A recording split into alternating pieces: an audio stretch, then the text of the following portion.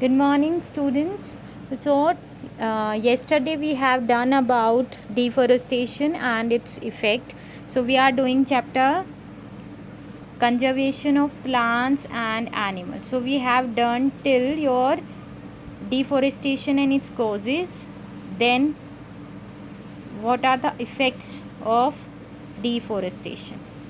Now we will do conservation of forest and wildlife कि कैसे हम कंजर्व कर सकते हैं फॉरेस्ट को और वाइल्ड लाइफ को. तो how? First we should conserve forest and wild life to preserve biodiversity, to prevent endangered species become extinct, to maintain ecological balance in our nature. What here author want to say means जो writer है वो क्या कहना चाह रहा है बच्चे, students, कि हमें बायोडाइवर्सिटी को प्रिजर्व करना चाहिए. जो स्पीशीज एंडेंजर्ड है मीन्स जो खतरे पे है, मीन्स जो ख़त्म होने की कगार पर है, मीन्स वो एक्सटिंक्ट होने की कगार पर है, तो उन्हें हमें पर्टिकुलर बचाना चाहिए जिससे कि इकोलॉजिकल बैलेंस नेचर का ख़राब ना हो. The unauthorised felling of forest trees for timber trade and firewood should be stopped. हमें अनऑथराइज्ड कटिंग नहीं करनी चाहिए. जिस तरह से हमारे ऊपर कोई अत्याचार करता है तो हमें बुरा फील होता है, तो ऐसे ही सोचिए आप बर्ड्स को भी फील होता होगा, प्लांट्स को भी फील होता होगा, क्योंकि उनमें भी सेंस ऑर्गन्स हैं, वो भी सेंस कर सकते हैं पेन को. तो इसलिए जैसे कहावत है ना, डाल डाल में जान है, पात पात में जान है, तो वैसे ही हमें भी नेचर को प्रोटेक्ट करना चाहिए, एनिमल्स को, बर्ड्स को प्रोटेक्ट करना चाहिए. So in case of authorised felling of trees, for every acre of forest cut down, an equal area of land should be planted with sapling trees to make up for the loss in the long run. अगर हम कहीं पर काट रहे हैं plants को तो हमें उनकी जगह नए प्लांट्स भी लगाने चाहिए. The natural habitats of wild animals should be preserved by establishing conservation areas such as biosphere reserves, wildlife sanctuaries, national parks. तो हमें क्या बनाने चाहिए बच्चे? नेशनल पार्क्स बनाने चाहिए, वाइल्ड लाइफ सैंक्चुरी, जिससे कि वो क्या आ जाते हैं, वो एक प्रोटेक्टेड एरियाज़ में आते हैं और वहाँ पर अनऑथराइज्ड किलिंग ऑफ प्लांट्स और एनिमल्स नहीं होती है. Biosphere reserves, wild life sanctuaries and national parks. Now we will study about these. These are protected areas. ये क्या होते हैं बच्चे? प्रोटेक्टेड एरियाज होते हैं जहाँ पर कोई भी poaching, hunting, grazing of cattles are not allowed. So wild life, biosphere reserves, national parks in India is to conserve wild animals and their natural surroundings so as to maintain a healthy balance in nature and to prevent the extinction of endangered wild animals. तो हमें क्या करना है, हम क्यों करते हैं wild life sanctuaries, क्यों बनाते हैं नेशनल पार्क्स, क्यों बनाते हैं? टू कंजर्व वाइल्ड लाइफ को प्रोटेक्ट करने के लिए. क्योंकि अगर वहाँ पॉचिंग नहीं होगी, हंटिंग नहीं होगी, तो जो हमारी एंडेंजर्ड स्पीशीज़ हैं या जो at the urge of extinction है, उन स्पीशीज़ को हम बचा पाएंगे, जैसे कि हमने टाइगर प्रोजेक्ट्स चलाए हुए हैं. Okay, first we will do biosphere reserve. Biosphere reserve क्या होता है बच्चे? एक लार्ज प्रोटेक्टेड एरिया होता है लैंड का. किस लिए होता है वो? For the conservation of wild life.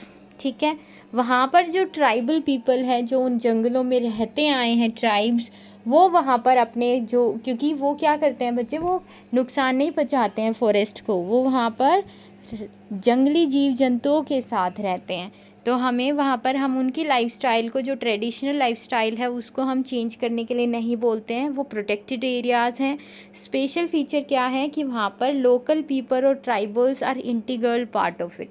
जो लोकल ट्राइबल्स हैं वो वहाँ पर मेजर रोल प्ले करते हैं. So the inner most zone of a biosphere is known a core zone. जहाँ पर आपका सबसे ज़्यादा स्ट्रिक्ट प्रोटेक्शन होता है उसे हम कोर जोन बोलते हैं, जहाँ पर कोई भी ह्यूमन एक्टिविटी अलाउड नहीं होती है. So here you can see कि ये हमारा एक बायोस्फीयर रिजर्व है, ये इसका कोर जोन है जहाँ पर बिल्कुल भी कोई भी एक्टिविटी अलाउड नहीं है. इसके हम यहाँ देख सकते हैं कि यहाँ पे जो ये आउटर रीजन्स हैं यहाँ पर आपको थोड़ी बहुत ह्यूमन सेटलमेंट्स दिखने को मिलती है, और ये जो रीजन है यहाँ पर ये वाला, ये जो रीजन है दैट इज़ बफर जोन, और हम कह सकते हैं जिसको रिसर्च के लिए, एजुकेशन के लिए हम यूज़ करते हैं, एनवायरमेंटल एजुकेशन के लिए। So middle zone of biosphere reserve is called buffer zone, जहाँ पर environmental education, tourism is allowed. Outer most zone है बच्चे वो ट्रांजिशन जोन होता है, जिसमें आपका क्या होता है कि जो ट्राइबल्स हैं वो रह सकते हैं, बट वहाँ पर कमर्शियल एक्सप्लॉयटेशन अलाउड नहीं होता है। मींस आप किसी इकोनॉमिक एक्टिविटी, मतलब जिससे आप पैसे कमा सकते हैं, वो एक्टिविटी आप वहाँ पर नहीं कर सकते हो। अब बायोस्फीयर रिजर्व में also contain other protected areas in it, उसमें और प्रोटेक्टेड एरियाज भी हो सकते हैं, जैसे कि wild life sanctuary, national park. Okay, so the names and locations of some of the biosphere reserve of India are given below. ये आपको याद करने हैं, you have to learn these. So what are these? Great Nicobar biosphere reserve, Kaziranga Assam में है बच्चे, Sundarbans waste Bengal में है, Kanha biosphere Madhya Pradesh, Pachmarhi Madhya Pradesh. So Pachmarhi biosphere reserve is somewhat detail, आप यहाँ पे देख सकते हैं कि ये आपका क्या है, ये मध्य प्रदेश का जो पार्ट है, इसमें यहाँ पर आपको एक सतपुरा नेशनल पार्क दिख रहा है। ये सतपुरा रेंजेस हैं, ये क्या है, एक तरीके से हम कह सकते हैं प्लाट्यू के आसपास है, ये एरियाज़ है सतपुरा रेंजेस, जहाँ पर सतपुरा नेशनल पार्क है, और यहाँ पर ये पंचमढ़ी सैंक्चुरी है। ठीक है, जिसके बारे में आपने पांडवों के अज्ञातवास के बारे में भी सुना होगा, जो जिसमें पंचमढ़ी में वो रहने जाते हैं।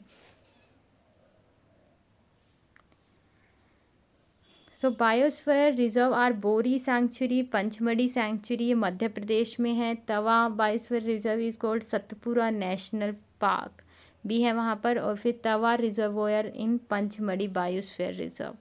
अब रोल ऑफ बायोस्फीयर क्या है, why are we focusing on biosphere reserves, हमें क्यों ज़्यादा ज़रूरत है बायोस्फीयर रिजर्व्स की, हम क्यों बात कर रहे हैं।